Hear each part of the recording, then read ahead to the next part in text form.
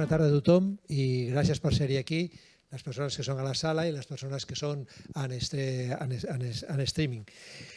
Tinc el gran plaer de presentar-les al doctor Mariano Campoy i dic que té un gran plaer perquè, primer per la seva agenda, que avui ell té múltiples coses com veuran i ha fet un forat per venir-nos a explicar un dels temes que evidentment a tots ens preocupa molt més, que senzillament és una qüestió tan simple que és com aconseguir una energia neta. És a dir, perquè evidentment nosaltres tenim un gran consum d'energia, però una part fonamental d'aquesta energia és una energia bruta que senzillament té un seguit de conseqüències pel que és el planeta i pel que és les nostres vides. El doctor Mariano Campoy jo diria que és d'aquelles persones que en aquests moments està treballant per senzillament tenir tots plegats un futur millor per tots, tant a nivell del que és les nostres vides més directes com el que és el conjunt del planeta.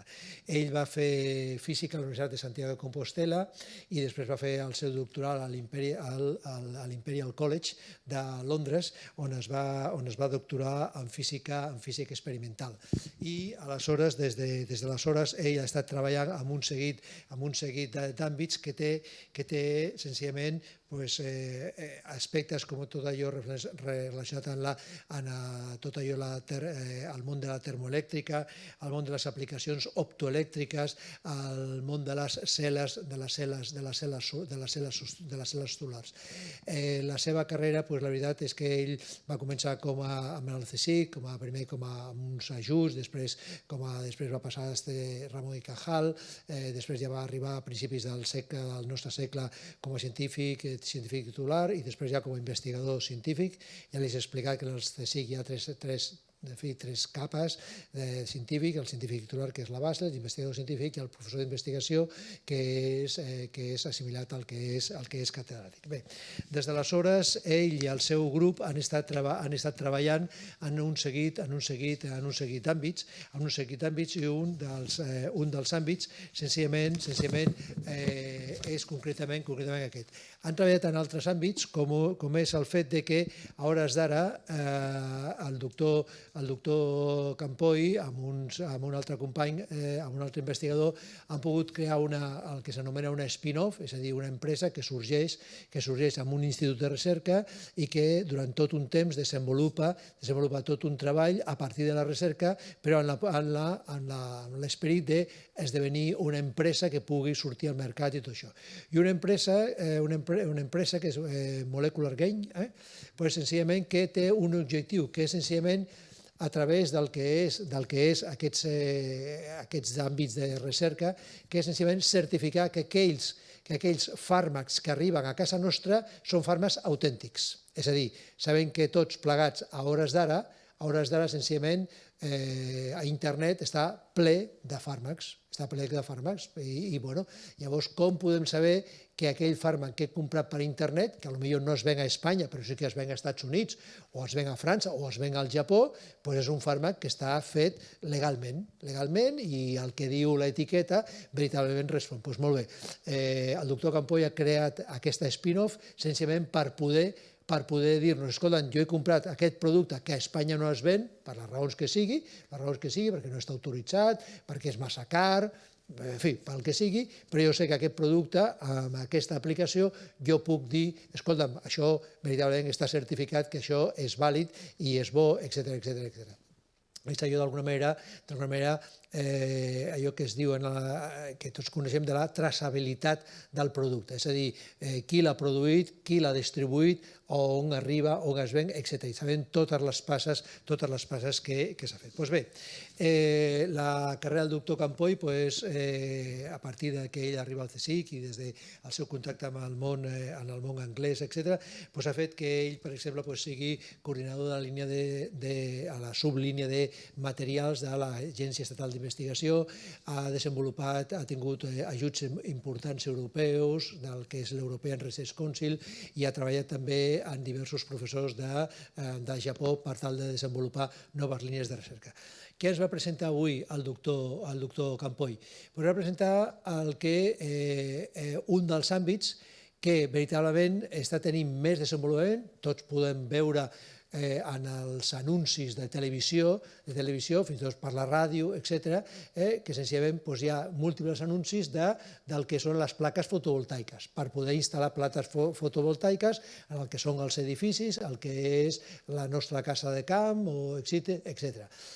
Què és el que passa? Aquestes plaques posades en un edifici, que és el que és el gran objectiu, estan tenint també un vessant polèmic, perquè és allò que s'anomenen els sords solars. Els sords solars, que són aquestes grans extensions, per exemple, sobretot el que s'anomena l'Espanya vaciada, agafar grans extensions. Clar, això, per exemple, ja hi ha diversos investigadors que han treballat, per exemple, en el que és el sud de Tarragona, el que és les Terres de l'Ebre, i clar, la gent de les Terres de l'Ebre es queixa, diu, escolta, que és que a nosaltres ens posen els aerogeneradors, ens posen les plaques, posen tots aquests camps de plaques, llavors això està generant que, d'una banda, això és una qüestió que, evidentment, és un benefici per tots plegats, però sabem que té també unes conseqüències a nivell del que és el territori, el que és l'ocupació, el que és el paisatge, en fi, tot un seguit d'aspectes. Doncs bé, el doctor Campuy avui el que ens ve a presentar és aquest tema de que tots gaudim d'una font d'energia veritablement extraordinària, que és el sol, però que com és una energia que ell ja ho diu, que és una energia diluïda, clar, aquesta energia senzillament s'ha de transformar. I com la transformem perquè després nosaltres la puguem aplicar a les nostres vides. És una energia, evidentment, neta, però que, evidentment, és una energia que no es fa per la fissió nuclear, sinó per la fusió nuclear, és a dir, tot això, llavors que ja sabem que en aquests moments hi ha el gran projecte de l'ITER per poder arribar a la Terra, generar la mateixa energia que fa el Sol, a través del que és la fusió nuclear. Hi ha temptatives que sembla ser que per algun microsegon quasi han arribat a poder produir, però no això. Per tant, ell treballa amb això, en les cel·les solars, que són aquestes cel·les que estan formades a partir del que és el silici, que evidentment a la Terra tenim molt de silici, però aquest silici s'ha de saber treballar perquè evidentment allà hi ha un seguit d'interaccions a nivell del que són els electrons, que llavors s'ha de treballar molt perquè allò veritablement, aquesta energia que arriba a aquella placa pugui transformar-se i després pugui arribar a les nostres llars. Per tant, moltes gràcies per poder-nos presentar i sobretot per aquesta línia de recerca que evidentment per tots plegats és més que important i més que interessant i que evidentment hem de ser conscients que això és una part del que és el nostre futur si pensem en el que és la sostenibilitat del nostre món i deixar als nostres fills, deixar als nostres hereus un món molt més net. Gràcies, Mariano. Muchísimas gracias a todos. Buena tarde. Me gustaría hablar de 3 temas hoy y son bastante fáciles de resumir. Es el título de la charla. Primero querría hablaros un poquito de las fuentes de energía. Supongo que como esta no es la primera charla de esta serie, habréis visto un montón ya y también es conocido por todos, pero querría hacer énfasis en un par de cositas para mostraros y después hablar de la sostenibilidad y de las celdas solares o de la tecnología fotovoltaica y por último de celdas solares a la carta y enseguida veréis a qué me refiero con todo esto. No hay duda que la energía y los materiales para la energía han acompañado al hombre en su historia. Por ejemplo, aquí se ve, se representa un poco la historia con sus años correspondientes, pues los grandes hitos o algunos de los grandes hitos de la historia de la prehistoria del hombre están relacionados con la energía. Por ejemplo, el fuego, la agricultura, donde se externaliza en energía, en este caso animal, pero también, por ejemplo, durante los siglos XVIII y XIX, con la revolución industrial y el carbón, y poquito a poco hasta llegar a la edad moderna y la edad del silicio. Si nos fijamos, por ejemplo, en el índice de desarrollo humano, que está relacionado con varios otros conceptos, como temas de salud, por ejemplo, la vida media de las personas y en qué estado llegan a a su final de vida, digamos, el conocimiento que tienen y la calidad de vida en general. Todos esos índices se pueden agrupar en este. Y aquí lo que se ve es que hay una clara correlación entre el uso per cápita de la energía y el desarrollo o el índice de desarrollo de las personas. Si vemos... sí, aquí está. Pues se puede ver claramente una tendencia, una correlación, que los países que más gastan también son los que tienen unos índices de desarrollo más grande. ¿Qué sería el objetivo de todos nosotros como sociedad? Yo creo que el primero es asegurarse de que en todos los países la calidad de vida o el desarrollo, el índice de desarrollo es bueno, y eso marca pues, una tendencia a una necesidad mayor de energía. O sea, ya sabemos hoy día que necesitamos muchísima energía, pues la que vamos a necesitar si somos razonables es muchísima más energía todavía. Y por otro lado, tenemos que intentar disminuir el consumo de los países en los que consumimos tal vez en exceso, para llegar a un compromiso. Lo que está claro es que en el futuro cercano vamos a utilizar mucha más energía de la que utilizamos ya. Eso todavía sin entrar en detalle de dónde vamos a sacar esa energía. Hay muchísimas fuentes de energía, perdón, se ve un poquito mal aquí en la pantalla. Muchas fuentes de energía y me gustaría preguntaros si creéis que todas las fuentes renovables proceden del sol. Parece una pregunta un poco extraña, ¿no? El del sol viene la energía fotovoltaica, ¿no? Y la energía térmica de calentar agua con paneles termosolares. Pues si pensáis en de dónde viene la energía que hace que se mueva, por ejemplo, en la energía hidráulica, viene de que el agua está cayendo, es energía potencial, ¿no? Agua cae y eso mueve turbinas. Pero ¿qué es lo que hace que el agua vuelva a subir para arriba y se mantenga un ciclo? Pues ese agua tiene que evaporarse, y la energía para evaporarse viene también del sol. Lo mismo con la eólica, lo que mueve las grandes masas de aire también es el sol. Si viviéramos en una cara oculta del planeta, imaginaros que existiera eso, pues no tendríamos acceso a este tipo de corrientes. La biomasa, por supuesto, también se nutre de la energía del sol, ¿no? La biomasa, pues las plantas son lo que utilicemos. Y antaño, el carbón y el petróleo también vienen de biomasa porque provienen de seres vivos inicialmente. Entonces, esos también provienen del sol y obviamente no todas las energías solares son renovables, pero ni siquiera todas las energías renovables son solares. Por ejemplo, la geotérmica aprovecha el calor de la Tierra, o la maremotriz utiliza las mareas que están relacionadas con la Luna también. Muy bien, pues llegados a este punto me gustaría comentar el consumo mundial al año. Este número, esta bolita intenta representar un poquito el consumo de todo el mundo. En teravatios al año son 16. Y si lo podríamos comparar con las distintas fuentes de energía que os acabo de mencionar. Y también haciendo como una analogía con los tamaños, y se podría ver a mano derecha lo que se observa son las fuentes de energía no renovables y los recursos que ya se conocen, por ejemplo, de carbón, de uranio, de petróleo, de gas natural, etcétera. Y las unidades son las mismas. Esto un poco nos dice, vale, pues a día de hoy con los recursos conocidos, si utilizamos el petróleo, pues tendríamos para X años de uso de consumo. Las que aparecen en esta otra banda son las renovables, desde el viento, la biomasa, la geotérmica, y lo que se ve son la capacidad de producir energía que tienen cada una de estas al año. Es decir, solo por ejemplo, el viento tiene una capacidad bastante grande al año comparado con las... O sea que, digamos, es renovable, no se va a gastar. Y entre todas ellas, la más grande es la solar. Aquí lo que se representa es la energía que le llega a la Tierra, a la superficie de la Tierra, al año. Y como se ve, es 1000 veces más grande, más de 1000 veces más grande que lo que consumimos hoy día. Incluso si aumentáramos el consumo muchísimo, la energía solar sería sin duda una energía que deberíamos utilizar para satisfacer las necesidades de consumo mundial.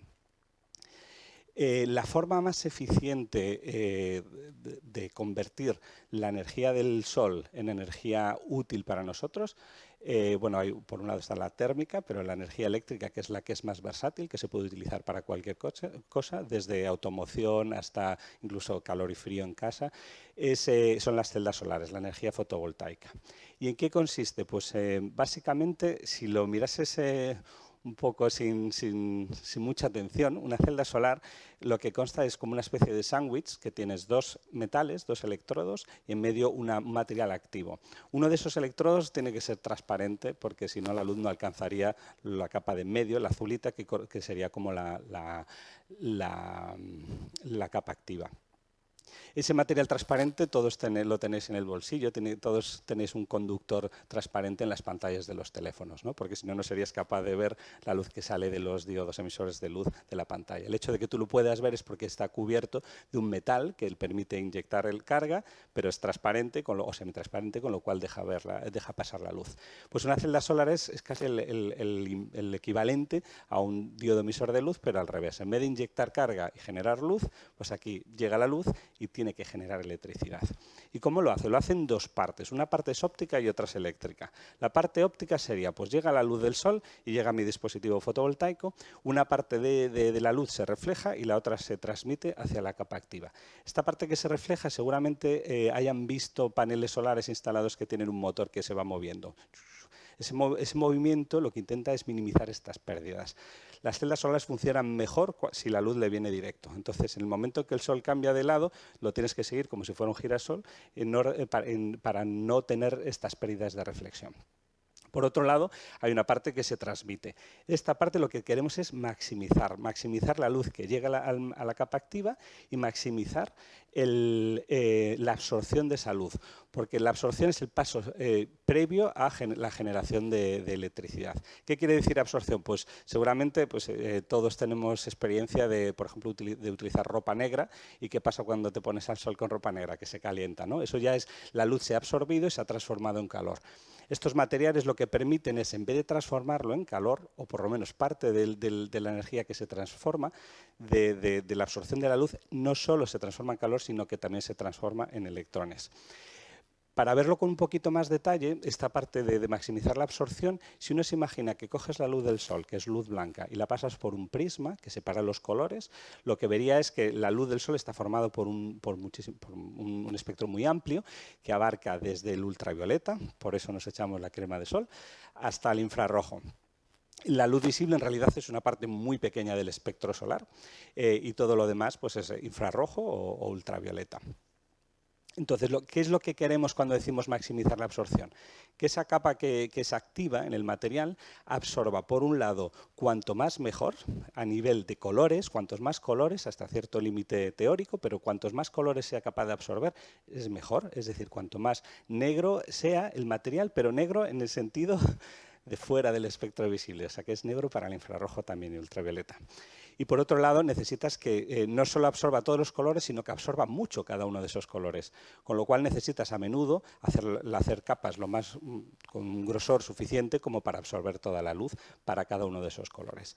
Cuando decimos maximizar absorción, a eso nos referimos, a que la mayor parte de la luz que viene del sol acabe pasando a tu capa activa y en el momento que eso ocurre, lo que a nivel interno, sin entrar en detalle, lo que pasa es que los átomos que están formados de su núcleo y sus electrones, algunos de esos electrones absorben esa energía y básicamente son capaces de separarse de su núcleo y ser como más libres. Básicamente lo que haces es un efecto en el que el electrón puede deslocalizarse con respecto a su núcleo y entonces en algún momento puede llegar hasta los electrodos. Si le ponemos, para que todo funcione, además tenemos que cerrar el circuito externamente. Para que esto funcione bien, es importante que los electrones quieran ir hacia una dirección. A lo mejor esto es un poquito técnico, pero es muy importante. Si uno consigue que los electrones viajen en una dirección, pues generas corriente. Si los electrones bajan en las dos direcciones, se cancelan uno con los otros y no generas nada. Entonces es muy importante esta parte. Tradicionalmente esto se ha hecho para los que conozcan un poquito más de esta tecnología, pues se utiliza semiconductores tipo P y tipo N, o sea, que transportan cargas positivas o negativas, y se ponen los dos para que la carga tenga una tendencia preferente a ir en una dirección o en la otra. Aunque también se podría hacer con un material, y los electrodos, haces unos electrodos, unos metales que sean preferentemente que quieran extraer electrones o inyectarlos. Si nos fijamos, esto es lo que estaba diciendo ahora, en la tecnología de silicio, pues esta forma de generar que los electrones vayan en una dirección o en otra se consigue teniendo dos tipos de materiales distintos, uno es tipo P y otros N. P y N quiere decir pues, que favorecen el paso de electrones o de cargas positivas. Vale, y eso tradicionalmente se hacía así, y si uno ve un módulo, que es lo que la gente en general cuando habla de fotovoltaica, ves un módulo, lo que son un montón de celdas unidad, por eso de ahí lo de celda solar, porque un módulo consta de muchas celdas, cada una de estas celdas unidas entre sí, en paralelo, en serie, según lo que uno quiera, y después todo esto pues con un bastidor, un cristal, que lo que hacen es darle rigidez. El silicio, que es el material más abundante, es muy frágil y se rompería si no se hace algún tipo de encapsulado. Muy bien. En realidad, a pesar de que casi todo el mundo conoce ese módulo solar fotovoltaico estándar que tiene esa pintada ahí arriba, en realidad hay muchísimas tecnologías fotovoltaicas, algunas de ellas comerciales y otras en proceso, en vías de convertirse en comerciales, o donde hay demostradores comerciales pequeños. Y vamos a ver un poquito algunas de estas porque es importante para el tema de hoy, que es la sostenibilidad de la fotovoltaica.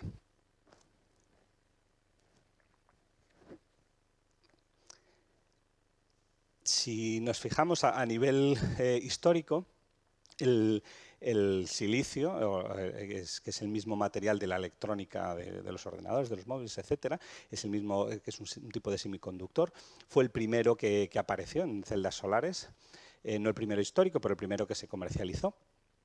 Con una eficiencia razonable, y después de sobre todo relacionado con la crisis ya del petróleo, empezaron a desarrollarse otros sistemas, otros materiales que fueran un poco mejor en alguna dirección. El problema de silicio es que se desarrolló como semiconductor para la electrónica. Y es un material que, a pesar de tener ese color azulado, no absorbe muy bien la luz. Entonces, ¿eso qué hace? Que necesites una capa muy gruesa. Muy gruesa es del orden de 100 micras. Esto es pues como un pelo.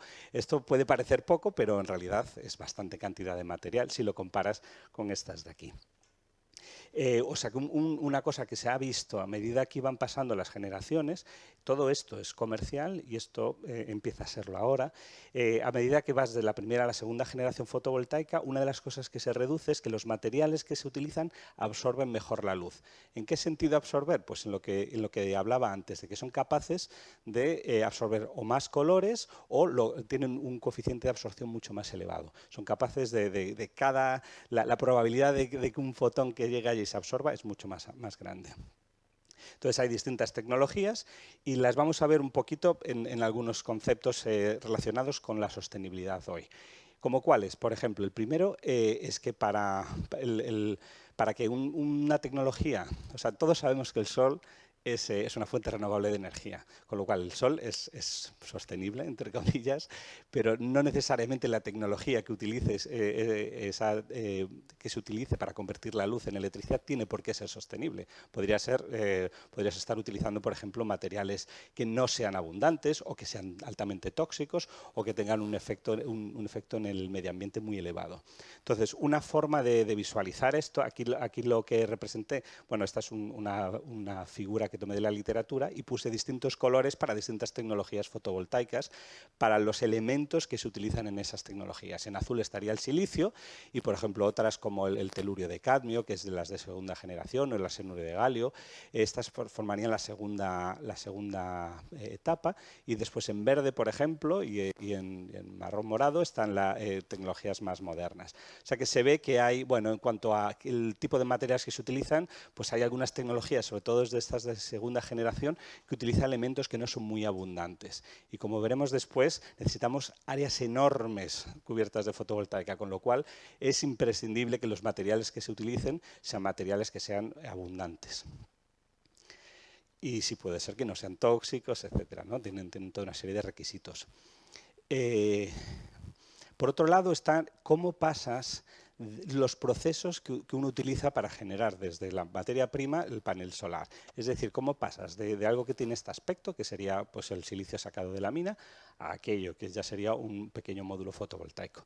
Ese proceso es un poco complicado de explicar hoy, pero lo que sí que podemos pensar es cómo pasas de la piedra a algo que es el material ya cristalino y en lo que son las obleas de silicio, que son parecidas a estas, hoy día con menos pureza, a estas me refiero a las de la electrónica.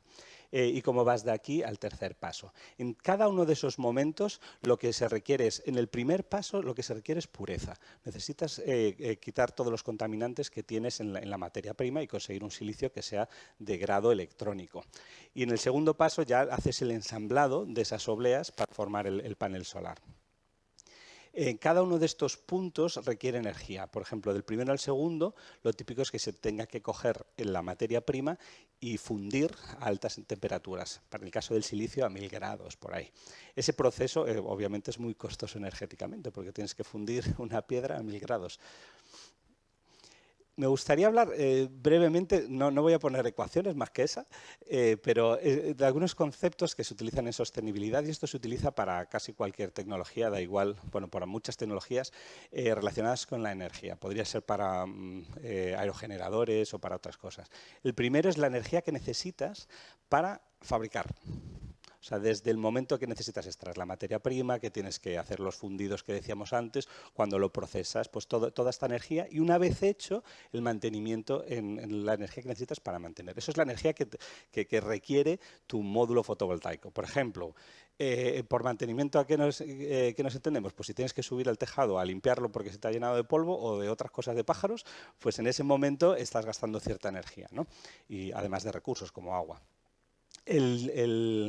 Después está la vida útil del material, que es todo el tiempo por el cual esa tecnología está funcional. Y este es un tema que es recurrente en energía nuclear, ¿no? Que recurrentemente vemos cuánto tiempo puedes extender la vida útil de en nuestro caso sería de un panel fotovoltaico.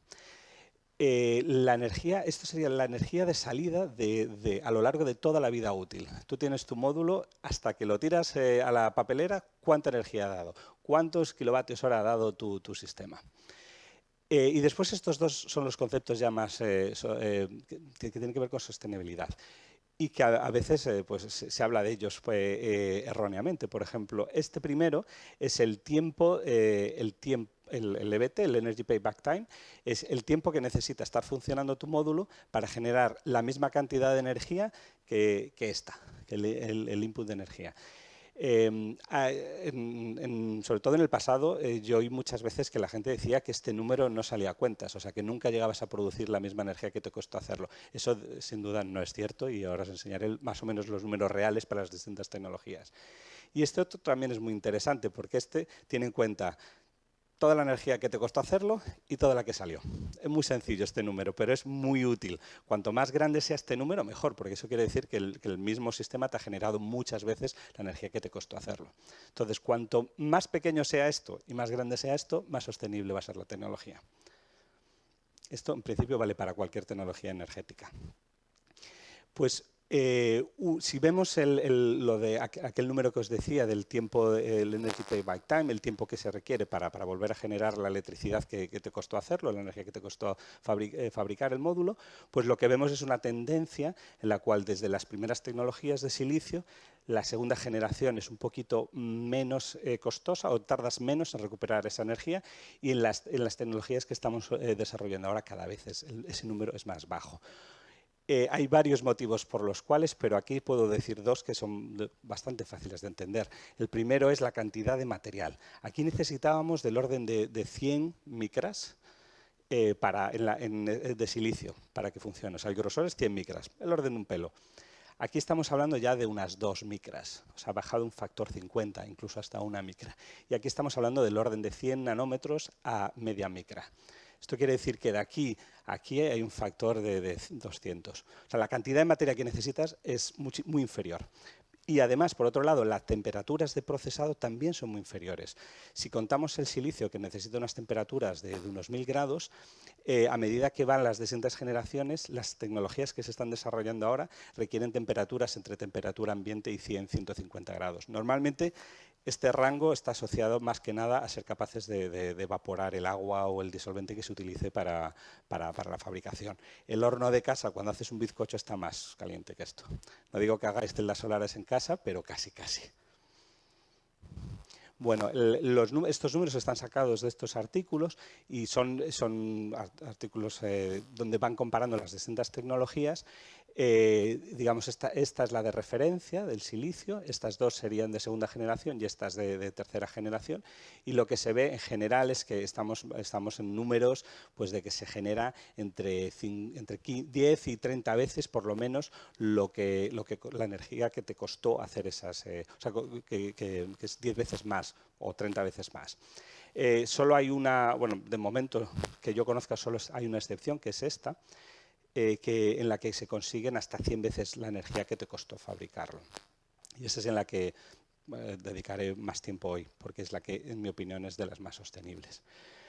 Por ponerlo en contexto, que siempre es importante, estos números también son de la literatura, la eólica, pues el ciclo combinado, la de 50 serie hidráulica y la nuclear. Estos son los mismos números, el EROI, para las distintas tecnologías, según valores típicos de la literatura. Algunos de ellos, como por ejemplo la nuclear, va a ser interesante ver en el momento en que ahora están decomisionando las plantas nucleares, va a ser interesante ver si estos números son reales, porque tienes que tener en cuenta también lo que te cuesta, la energía que te cuesta volver ese espacio seguro, ¿no? O el almacenamiento nuclear, etcétera. Así que eso que está hecho a nivel más teórico, pues será interesante verlo. Entonces, dentro de la fotovoltaica de tercera generación hay una tendencia general, que es esta, a producir cosas un poquito como se fabrican casi los periódicos, donde uno tiene un sustrato que se va moviendo y se van depositando las distintas capas que conforman la celda solar, las que decía antes, las capas activas, los metales, etcétera, por métodos de disolución. Esto es bastante general para casi todas estas tecnologías de tercera generación. Y otra cosa que es importante es que las propiedades se pueden variar. Cuando digo propiedades, digo, por ejemplo, el color, el grado de transparencia, la absorción del material se puede variar haciendo pequeños cambios químicos. En el caso de la fotovoltaica orgánica, que es la que representas aquí, haciendo pequeños cambios en la estructura química del material que te hace de colorante, pero también podría ser, en otras tecnologías tienen otros trucos, normalmente relacionados con la composición, que te permiten variar las propiedades de tu material hasta tener algo más parecido a aquello. En el caso de la orgánica, se concedió un premio Nobel a 3 personas que fueron muy influyentes en el desarrollo de estos materiales, que contrariamente de los semiconductores inorgánicos, bueno, por orgánico me refiero a basados en carbono, no es que sean biológicos, es que son materiales como en química se divide entre orgánico e inorgánico, pues la parte orgánica es la que desarrolla materiales de carbono. Y en concreto el premio Nobel se le concedió a estos 3 caballeros por el desarrollo de materiales, de polímeros que fueran capaces de conducir electricidad. ¿Qué tipo de moléculas son? Pues son moléculas de este estilo, pues tanto pequeñas moléculas, estos serían como fulerenos o polímeros de distinta longitud, normalmente, que son polímeros, para palabras un poquito más técnicas, son polímeros conjugados, con enlaces simples y dobles alternados, que son un poco distintos, son un poco distintos de los plásticos que se conocen como commodity polymers, en cuanto que son capaces de conducir la corriente eléctrica. Aquí hay un pequeño vídeo para mostrar esta idea de cambio de paradigma en cuanto a fabricación.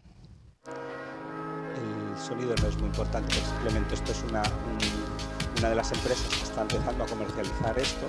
Y lo que se ve es un sustrato que ya tiene aquí como el patrón del metal semitransparente, y cómo se van depositando las distintas capas. Esto todo se hace normalmente pues, desde disolución y a temperatura ambiente o a muy baja temperatura. Puedes necesitar un recocido para acabar de secar las tintas, pero es un poco como pintar fotovoltaica. Bueno, y esto obviamente se puede hacer realmente rápido, puedes variar, por ejemplo, las tonalidades de los colores y la grado de transparencia, estas cosas.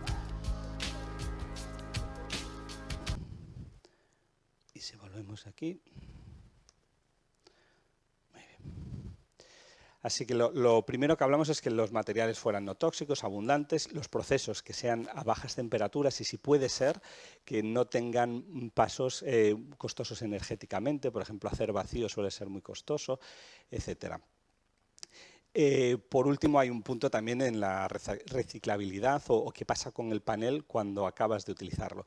Tenéis que pensar que cada vez más habrá grandes extensiones cubiertas con fotovoltaica, de una forma o de otra. Entonces, eso quiere decir gran cantidad de residuos. Entonces, hay que pensar ya desde ahora qué se va a hacer cuando llegue llegue el final de la vida útil de esos residuos, cómo si se puede incorporar la idea de reciclar ya desde el principio, no esperar a que se suponga un problema. A nivel celdas solares de silicio está relativamente sencillo porque las componentes son muy pocos. Contrariamente a lo que pasa en la electrónica, aquí tienes muy pocas cosas. Tienes dos metales y un semiconductor en medio. A veces están dopados, no es 100% así, pero es muchísimo más sencillo que cualquier componente electrónico. Y al final pues utilizan métodos de molienda muy sencillos, donde acaba sacando el marco de aluminio y el vidrio y lo va separando o por peso o con imanes de unas cosas de otras, ¿no? La parte de plástica por densidad, y al final te quedas con el silicio. En principio, con esto después puedes volver a fabricar. Igual es más complicado de lo que lo estoy poniendo. Parece que ese pim pam es un poquito más complicado, pero que ya se está pensando y ya hay empresas que empiezan a hacer esto. En la tecnología que os hablaba hace un momento, la del vídeo, pues es todavía más sencillo, porque si tienes solo 100 nanómetros las capas activas son de 100 nanómetros, en realidad prácticamente todo es el sustrato de plástico, y eso ya sabemos cómo reciclarlo. Entonces sería todavía más sencillo. Me gustaría acabar con un pequeño ejercicio matemático. ¿Tenéis una idea de más o menos qué extensión habría que cubrir de Cataluña o de España para obtener la suficiente electricidad como para... me refiero, con energía fotovoltaica. Si tuvieras que cubrir con energía fotovoltaica, ¿qué área se necesita? ¿Se necesita cubrir más o menos?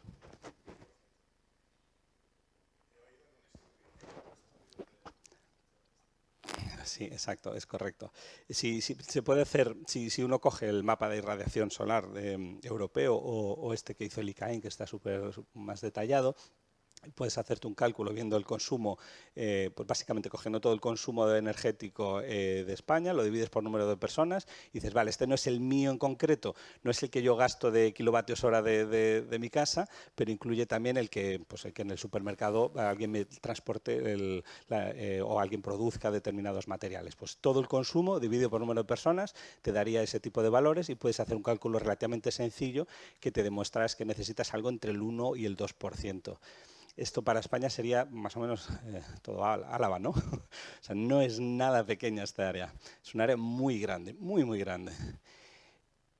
¿Tenéis una idea del área que está construida? ¿No? Más o menos, el área construida.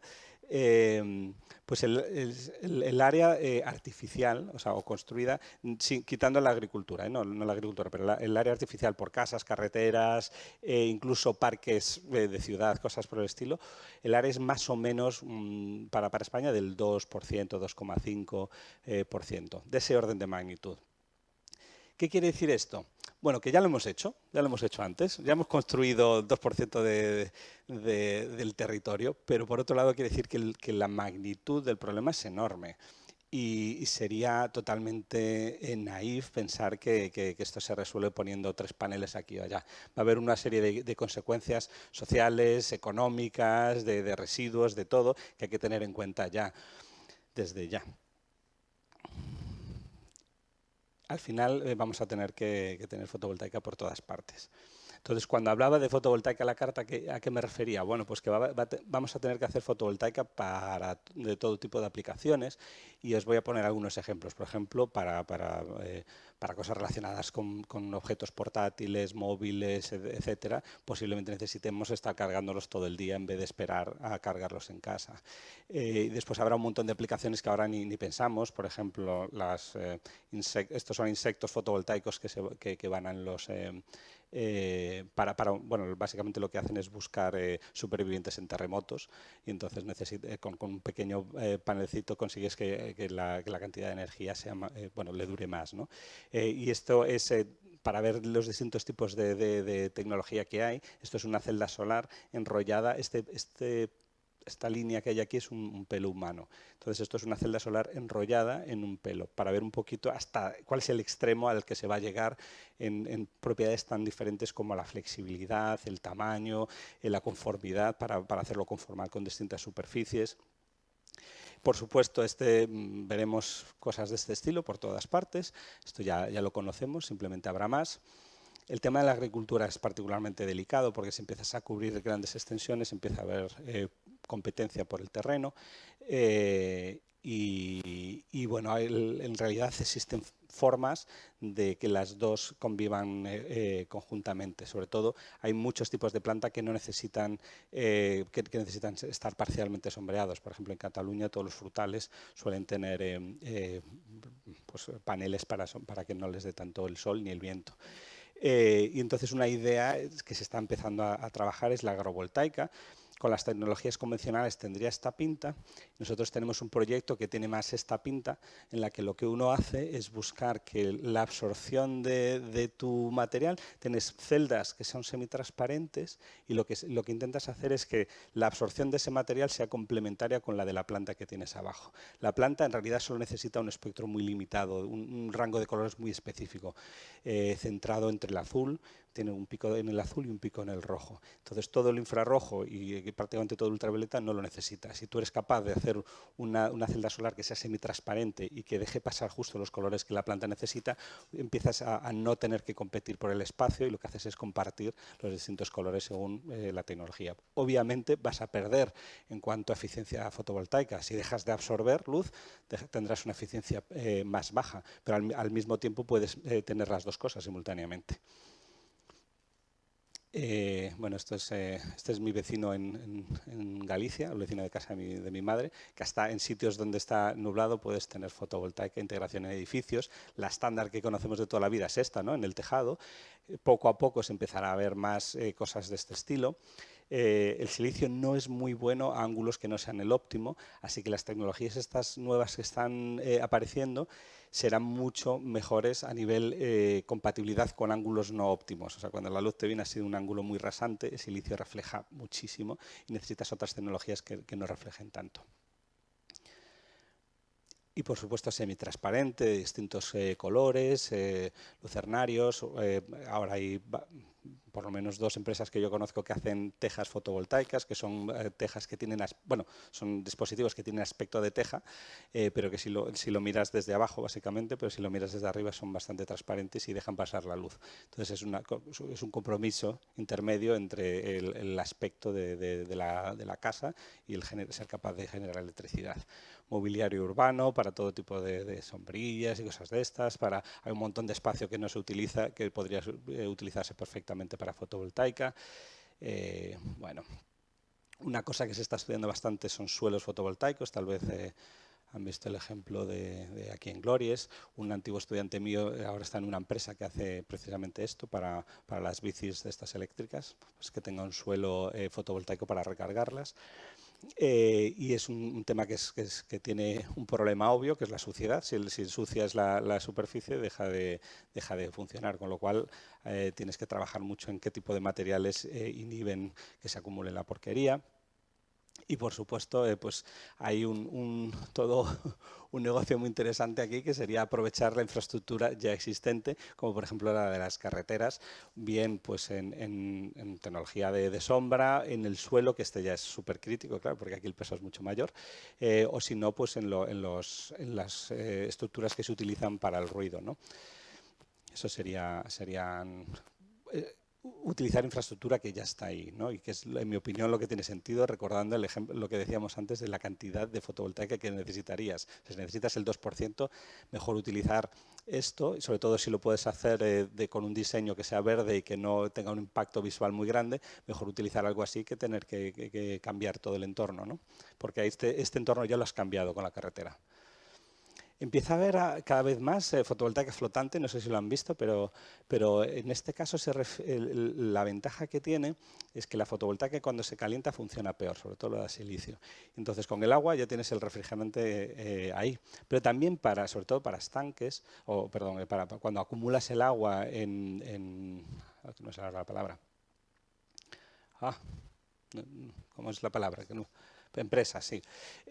Pues lo que tienes es que proliferan bastante las algas y tienes dos efectos. Cuando lo cubres parcialmente, impides que proliferen tantas algas y además impides que se evapore tan rápido el agua. Con lo cual, entre las dos cosas, pues es un win-win situation.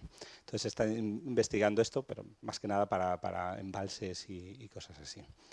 En el transporte, bueno, pues estas son imágenes ya antiguas, excepto aquella de allí, que es bastante habitual en transporte y quedaría por ver si la fotovoltaica tiene un papel real en el transporte estándar, digamos, de vehículos, de coches, etcétera. Me quedan 3 transparencias porque hasta ahora no les he dicho nada de lo que hago yo y pensé que igual era una forma interesante de acabar y si quieren que les cuente más. Pero la idea ahora, de cuando hablamos de fotovoltaica a la carta, a lo que me refiero es que tiene que haber fotovoltaica en muchos sitios distintos, pero no necesariamente tiene que ser siempre la misma tecnología. ¿Por qué? Pues porque para cada aplicación vas a necesitar algo ligeramente distinto. Por ejemplo, una granja solar lo que premia es tener alta eficiencia y que los materiales sean estables y que puedas generar muy bien. No importa tanto pues, ni el aspecto ni el peso porque es estacionario, etcétera. Mientras que para la integración en edificios necesitas otros requerimientos. Por ejemplo, depende en qué ángulo lo pongas, vas a necesitar que sea más o menos tolerante a ángulos de incidencia no óptimos. O también vas a necesitar, por un tema de peso, necesitarás unas condiciones de peso específicas, etcétera. En agrovoltaica, pues lo que hablábamos antes, por ejemplo, una absorción complementaria en las plantas. Si es portable, pues la ligereza, la estabilidad. Y ahora cada vez hay más trabajo en fotovoltaica para interiores. Y esto es un concepto un poco raro, que pues estás dentro, ¿qué luz vas a recuperar? Pues si piensan por ejemplo, en un supermercado que siempre tiene las luces encendidas y que tiene un montón de dispositivos de IoT o de otras cosas, podría uno estar captando esa energía para alimentar los sensores, la climatización del lugar, etcétera.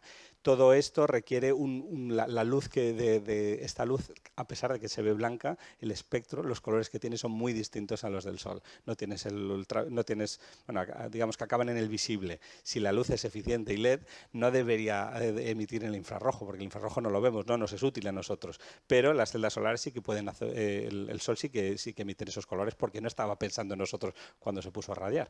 ¿Eso qué quiere decir? Que puedes diseñar materiales que absorban específicamente estos colores, no los otros que no te van a ser útiles cuando hagas aplicaciones dentro de un edificio. Entonces, en lo que trabajamos en mi equipo, tenemos varios proyectos que lo que hacen es, si tenemos todo este tipo de aplicaciones y tenemos un número infinito de combinaciones posibles en las cuales las moléculas se pueden juntar para darte materiales semiconductores, polímeros semiconductores, la idea es cómo podemos hacer para buscar justo el que le conviene para cada una de estas aplicaciones. Entonces, lo que hemos desarrollado en el marco de un proyecto europeo de tipo RC es un método de cribado de materiales, es decir, de que puedas coger un material nuevo, que venga un químico sintético, sintetice un montón de materiales ligeramente distintos los unos de los otros, que esas pequeñas variaciones puede ser un átomo que cambia de una posición, una cadena de solvización un pelín más corta, más larga, etcétera, o la longitud de la cadena puede ser un poco más grande, más pequeña, y cada uno de esos requiere de decenas de experimentos para saber si ese material podría valer para la fotovoltaica. Entonces, lo que hicimos en el grupo fue darnos cuenta que en vez de hacer un montonazo de experimentos con un montón de celdas distintas, podíamos utilizar una sola muestra que recogiera toda esa información variando los parámetros de interés. Es decir, en vez de ser un montón de muestras, pues imaginaos el grosor de 100 nanómetros, 150, 200, 250, pues haces una muestra que tenga un gradiente de espesor y entonces recorres la muestra y vas mirando en qué punto es más eficiente. Con esto pues hemos conseguido una tecnología que es del orden entre 10 y 100 veces más rápida para evaluar materiales y que ahorra muchísimo del material, con lo cual lo que estamos haciendo es utilizar esto como herramienta para desarrollar las distintas aplicaciones que os mencionaba hace un momento. En concreto, alta eficiencia, integración en mobiliario urbano. Tenemos un proyecto con el Ayuntamiento de Barcelona, el otro es un proyecto de la Agencia Estatal de Investigación, este de agrovoltaicas es de líneas estratégicas y este es un proyecto europeo, el de para indoor. O sea que estamos desarrollando tecnologías para este tipo de aplicaciones. Y con esto ya acabo y estaré encantado de contestar a las preguntas. Y muchísimas gracias.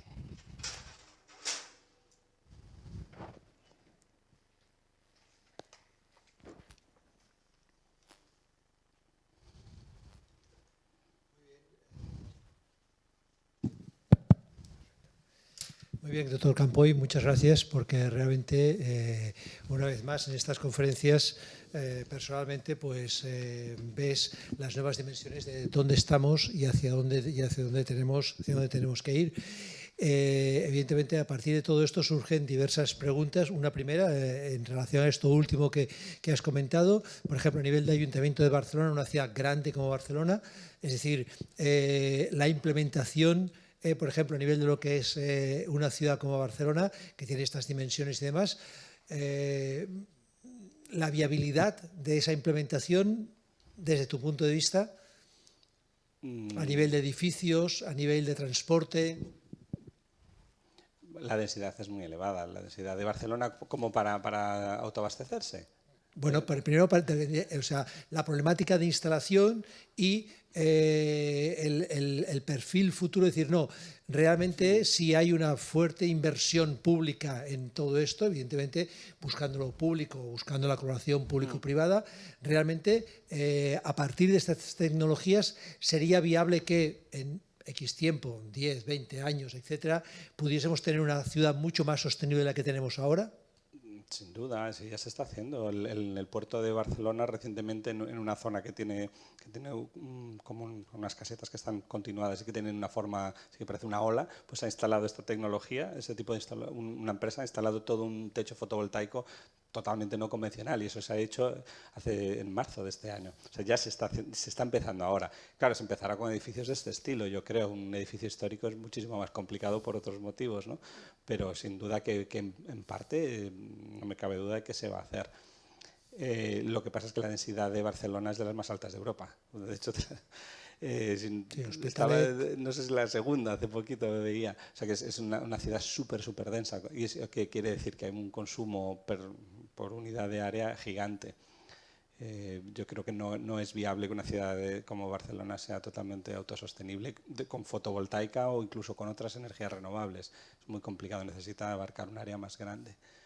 Que se vaya a integrar, seguro, y en marquesinas de los autobuses y en mobiliario urbano y todo esto ya se está haciendo pues con algún semáforo, lo tienes también en lo de pagar de los coches, ¿no? Pero a gran escala no lo sé. Ojalá. Y en relación a una noticia que todos estamos viendo en estos días, que está saliendo en diversos medios y demás, y está hablando mucho, es del famoso PERTE chip, el PERTE chip, que no es de este ámbito, que evidentemente estamos hablando de microelectrónica y demás, pero desde tu punto de vista, la integración de lo que es microelectrónica con todo lo que es este tipo de tecnologías puede abrirnos realmente futuro, incluso a nivel industrial, si fuésemos capaces de llegar a ese punto. No sabría qué contestar. O sea, la cantidad el área que ocupa un objeto de electrónica es minúsculo, entonces no creo que sea No creo que sea, no es un gran consumidor de energía. Si la pregunta va más por si seremos capaces de hacerlo aquí, por ejemplo, con microelectrónica hay un problema de componentes, ¿no? De dónde vienen los componentes o incluso del propio silicio, de dónde lo traes. Para este tipo de cosas, para la fotovoltaica convencional, hubo un momento histórico en Europa donde se dejó de hacer tecnología fotovoltaica europea. Incluso había una empresa, Isofotón, que era una empresa española, pero que tampoco les acabó yendo bien. No éramos competitivos con respecto a otros países y al final resultó más económico y de hecho más tractor el hecho de que los precios cayeran para que se empezara a poner fotovoltaica por todas partes. Ahora nos pasa como con muchas otras cosas. Si quieres seguridad energética, lo tienes que hacer aquí. Entonces, reindustrializarse, podría reindustrializar perfectamente el sector fotovoltaico del silicio, pero todas estas otras tecnologías son todavía más sencillas. O sea, el capital de inversión inicial para estas tecnologías es de varios órdenes de magnitud inferior al de silicio. Vale. Con lo cual, este tipo de tecnologías como la que presenté yo, las otras emergentes, serían muchísimo más fáciles de implementar por todas partes. Claro, es que estas eran un par de preguntas que yo tenía, que la producción, mi referencia era que en un determinado momento Europa había abandonado este tipo de tecnología y que entonces, ¿quién digamos, empezó a producir masivamente celdas? ¿China, Estados Unidos? China. Entonces nos encontramos otra vez en el problema que nos encontramos, por ejemplo, con la pandemia, que en la pandemia nosotros hemos trasladado nuestras productividades a otros lugares y demás. Y entonces y más concretamente hay una región de China que hace el 80% de los paneles del mundo. Es una región dada, no es ni siquiera toda China. Es muy específico el lugar donde se fabrica, que eso también tiene una repercusión a nivel de seguridad energética, ¿no? Claro. Y en estos momentos Europa se está volviendo, o al menos está tomando conciencia de que tiene que reindustrializarse en este ámbito. Hasta donde yo sé, sí, pero no lo veo a corto plazo. No he visto los movimientos necesarios para hacer esto en un tiempo breve. Pero, o sea, esto es una cuestión de debate constante, a nivel de energía, pero yo creo que en todos los ámbitos, ¿no? Y más, pues eso, pues incluido con el tema de la nuclear, de que Francia lo apoya, Alemania ahora ya no. Entonces, ¿cómo vamos a hacer para no...? Vamos a seguir usando carbón, pero que es mejor. Entonces, hay un debate ahí enorme de cómo hacer autosostenible energéticamente Europa. Claro. Es y entonces, un debate entero. Y por lo que me da la impresión es que lo que estábamos planteando de lo que es la primera generación de silicio a lo que es esta tercera generación, a nivel temporal, se ha corrido mucho, ha sido, en fin, relativamente corto el pasar de una primera generación a esa tercera generación donde estamos ahora. Yo diría que no, y de hecho es que más del 90% de la tecnología que ya está implementada sigue siendo silicio. O sea que mayoritariamente el silicio es la tecnología, sigue siendo la tecnología industrialmente que se utiliza. Sí. O sea, todavía no, o sea, a nivel de investigación sí, y lo que se ha visto es pues el desarrollo. Si uno mira las curvas por ejemplo, de la eficiencia, ¿no? La eficiencia de conversión energética de las distintas tecnologías, silicio fue muy despacito. Pero incluso hoy día, al haber todas estas tecnologías emergentes, la gente que hace silicio se ha vuelto otra vez al laboratorio a ver si consiguen sumarle un 1% más o algo, porque están todavía algo lejos del máximo teórico. Entonces, ha subido un poco, en la última década ha subido la eficiencia de silicio, cuando es algo que se conoce desde hace más de 50 años. Entonces, es una trayectoria muy lenta. Y de las tecnologías emergentes es lo contrario, están todas casi exponencialmente, han llegado pues al 20% en un tiempo récord. Claro. Y además me imagino que lo que también indicabas, lo que es los costes de producción, se han abaratado de manera muy importante. Sí. Bueno, eso a nivel producción de silicio, por ejemplo, lo que más, uno de los puntos que más ha afectado el coste tecnológicos es cortar mejor las obleas de silicio. Porque antes parece mentira, pero el cortarlo con un láser que te permita no tener un montón de desperdicios de silicio alrededor y cortarlo muy, muy fino, hace que no tengas, que mejore la... No te mejora nada más, aparte de que como el silicio es tan caro, el llegar a ese silicio de esa calidad, si lo eres capaz de cortar al grosor que necesitas sin tirar un montón porque lo has cortado con un machete, pues eso hace que sea mucho más eficiente el proceso, ergo más barato al final. O sea, son cosas, al final estás hablando de salami, ¿no? De coger la fotovoltaica del salami. Claro. Y una última pregunta antes de pasar a las preguntas. Cuando indicabas que el silicio es abundante en todo el mundo, ¿hay regiones específicas donde haya una mayor cantidad, o sea, un continente u otro continente? Dices, no, es que Asia, o es que América del Sur, en fin, o es que Europa... Claro, de silicio. El silicio es uno de los elementos que forman rocas, ¿no? Ya, Entonces sí. tiene silicio, es de los más abundantes. Vale. Ahora, minas de silicio, la verdad es que no lo sé seguro. No sabría decir dónde exactamente están sacando las minas, pero no me suena que sea China. No lo sé seguro, no sé los lugares. O sea, sé que es abundante y que está en todas partes, pero claro, no necesitas ya algo enriquecido. No vas a coger arena, que también tiene silicio, pero con oxígeno. No vas a coger arena y convertirla en un panel solar, porque sería muchísimo más energético todavía. Pienso que uno de los aspectos también importantes que hay que destacar de toda esta tecnología es el hecho que nos ha presentado el tema de la vida final de todo esto, porque al final cuando quitas lo que es el aluminio, lo que es el plástico, lo que es el vidrio, y esto puedes volver a reutilizar, a diferencia de otros tipos de productos, sobre todo de electrónica. Sabemos que determinados países, por ejemplo, pues Ghana, pongamos por caso, sencillamente se ha convertido en el gran basurero electrónico del mundo. Pienso que esto es algo que este tipo de tecnología realmente aporta, es eso que llamamos la economía circular, que realmente es altamente interesante en ese sentido. Sin duda. Es así. Muy bien.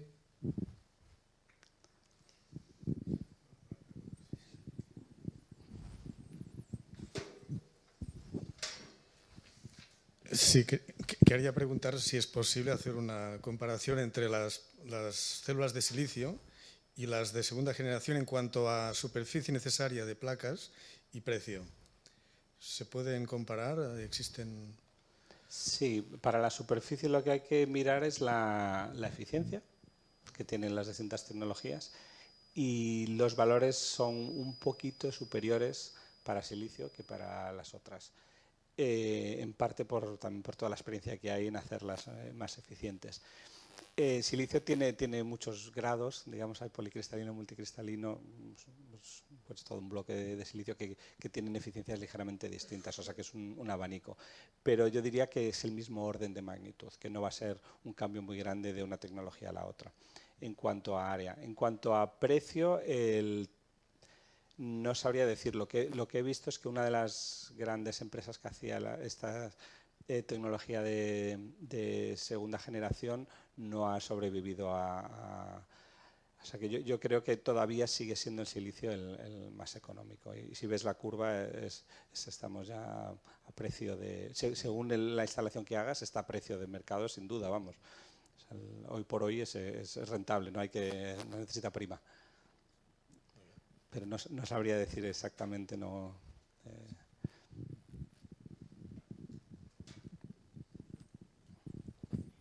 ¿Y la vida es comparable, las de silicio con las de nuevas tecnologías? ¿Y Sí. cuánto es? Con las de segunda generación sí, con las nuevas no. La vida útil de este tipo de celdas todavía si las encapsulas de la misma forma que encapsulas el silicio con vidrio, sí que puede durar mucho, pero la idea es que no necesites eso. Entonces, si buscas, por ejemplo, encapsulado que sea más compatible con este tipo de procesos por rotativa y demás, no, los valores son muy inferiores. Son años y tendrían que durar decenas de años. Así que, de hecho, es uno de los temas fundamentales de investigación en casi todas las... no solo mejorar la eficiencia, hoy por hoy estamos todos con... O sea, es una de las patas de todos los proyectos, es evaluar la estabilidad de lo que haces, porque es fundamental, sí.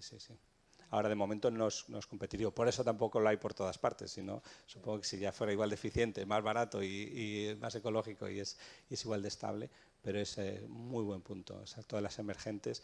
Normalmente el proceso de estudiar la estabilidad solo llega cuando ya es suficientemente prometedor como para merecer la pena estudiar la estabilidad. Es decir, cuando ya llegas en cuestión de fotovoltaica, pues nosotros llevamos 10 años estudiando esto, pero igual hasta que pasas el 10% de eficiencia no te pones a decir, bueno, ¿y por qué funciona o por qué no funciona o cuánto tiempo va a funcionar? Pero en los últimos 5 años ha habido muchísima investigación en esa dirección.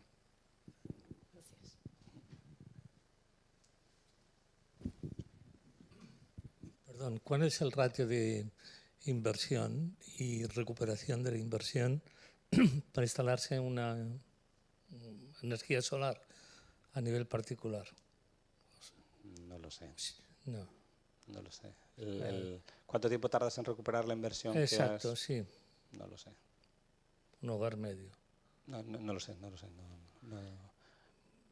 me he instalado en mi piso fotovoltaica, así que no a lo veces saber. también casas rurales, etcétera, también la eficiencia de instalarse paneles solares en vez de estar enchufado a la red. Bueno. No sabría decirte el número. Bueno. Lo que sé en este sentido es que está en función también del número de placas, de la extensión y demás. Entonces, pero bueno, en fin, en función, si fuese, estaría entre 2, 3 años, entre 2 y 4 años es lo que se está hablando. Es decir, a mí es lo que a mí me ha llegado. También está en función, pues eso, de la cantidad de placas que pones y del uso que tú estás realizando. En fin, una última pregunta. Es curioso, en el momento que tienes fotovoltaica también pasas a hacer cosas al revés que el resto del mundo. Por ejemplo, poner la lavadora la deberías poner al mediodía, no por la noche como estamos haciendo ahora, o la lavadora o el lavaplatos. Sí. Una última pregunta, sí, a nivel generalista. Has comentado que con el tema de la crisis del petróleo, en los años 70 del siglo XX, eso significó un acicate para buscar nuevas tecnologías. Sí. Ahora, evidentemente, estamos en otro momento de crisis generalizada. ¿Piensas que esto es un acicate a nivel general para poder dar un nuevo salto a nivel de este tipo o de las tecnologías que nos puedan ayudar a mejorar? El otro día escuchaba a un físico que hablaba de ¿qué opina la gente, la opinión de la gente sobre la nuclear en épocas de crisis? Cada vez que hay una crisis, la gente ya no le importa tanto la nuclear, porque ve el precio del gas, ves el precio de la electricidad. Entonces, esto es, al final, las tecnologías, muchas de ellas ya existen. Si lo quieres hacer, lo puedes hacer invirtiendo. Vamos a reindustrializar aquí. En eólica se ha hecho mucho mejor, ¿no? Porque en eólica sí que hay empresas europeas punteras de esto. Sí. En fotovoltaica no tanto, esa es la verdad. Así que no sé. Bueno, muy bien. Bien, en relación a este tema de la energía nuclear, hay que decir que la última conferencia de este ciclo de este año será el día 26 de junio, que tenemos un profesor del CSIC que vendrá de Valencia y que el propio título aquí en el programa yo lo han visto, dice nuclear, seguro que no la queremos. Entonces él, que es un físico que se dedica a energía nuclear, va a hacer una reflexión respecto a lo que es la validez o no validez de continuar utilizando energía nuclear. Bien, lo vamos a dejar aquí. Les invito a la semana que viene. La semana que viene vamos a cambiar de tecnología. Vamos a pasar de una tecnología de silicio a lo que es una tecnología que tecnología entre comillas, que en estos últimos tiempos también se está poniendo mucho de moda, que es el tema, sobre todo en lo que es el mundo rural, de la biomasa. Es la utilización de madera o de residuos de madera para poder, sobre todo, calentar edificios y demás. Pues bien, un investigador también del CSIC nos presentará la situación concreta que tenemos en Cataluña respecto al uso de esta vía y lo que está significando a nivel de sostenibilidad. Y como les digo, este es el día 19, el tema de biomasa, y el día 26 será esta conferencia de este profesor de Valencia que vendrá desde el Instituto de Física de Valencia, del CSIC, sencillamente para bueno, hacernos reflexionar sobre el tema de lo que es la energía nuclear, sí o no. Sabemos que durante mucho tiempo ha habido esta cuestión de nuclear, en paréntesis, nuclear, no gracias. Pues entonces ahora él se hace la pregunta, ¿nuclear? Seguro que no. Entonces, él se plantea esta cuestión, que es lo que nos presentará y demás. Por lo tanto, gracias, doctor Campoy, magnífico. Y demás, y bueno, pues nada, tan solo animarle a continuar, sobre todo con toda esta serie de dispositivos, de aplicaciones para hacernos pues la vida mucho más sostenible y demás, y sobre todo que en grandes proyectos como, por ejemplo, la agrivoltaica, pues realmente puedan ser mucho más eficientes y por ejemplo, no puedan tener ese impacto social de crear grandes huertos que cambian totalmente lo que es el paisaje, pero si se puede hacer de otra manera, pues evidentemente de una manera mucho más inteligente, mucho más amable e incluso mucho más elegante, pues la verdad es que evidentemente sería un beneficio para todos. Por lo tanto, gracias a todas las personas que nos están viendo y nos vemos el lunes que viene para hablar de lo que es la biomasa. Gracias, doctor Campoy. Un placer. Muy bien.